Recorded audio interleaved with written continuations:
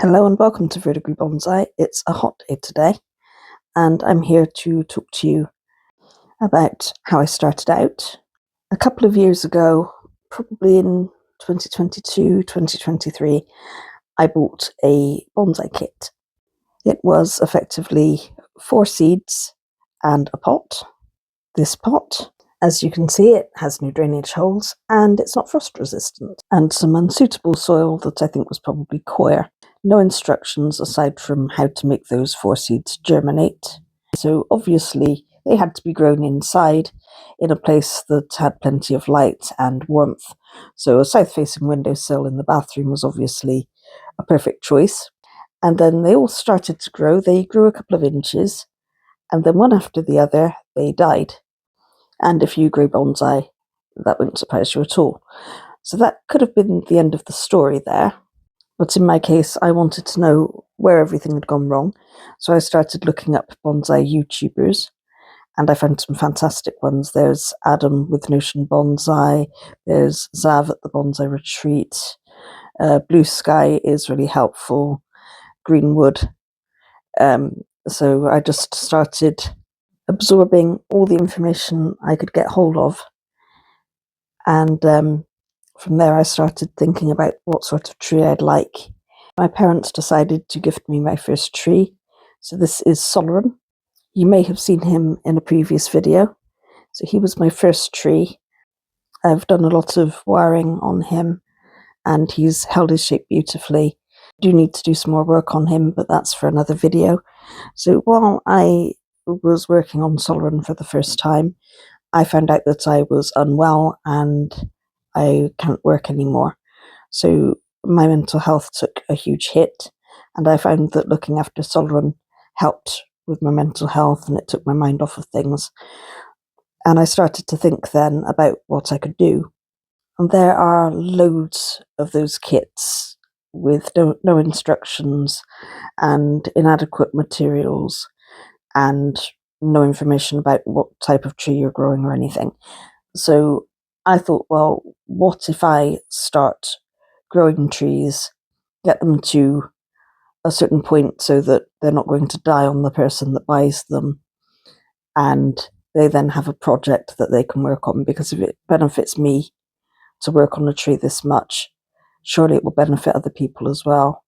And the biggest challenge in bonsai, most definitely, is keeping your tree thriving, especially if you don't have adequate information or materials.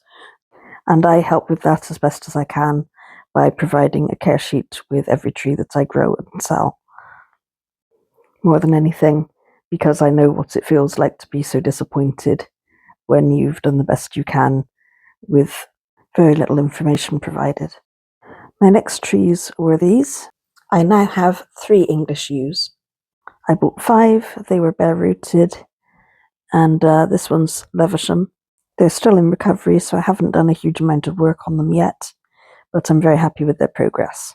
If you've seen the video about them from last year, you'll know why they're still in recovery, so I won't go into all of that now, but I will say that I'm showing this to you because this is another lesson learned. I've decided not to buy bare-rooted trees after the experience that I had with these yews. Since purchasing these trees, the collection has grown extensively, and I really should give you a garden tour so that you can see our collection, which has grown considerably. You've seen the update on Durban recently.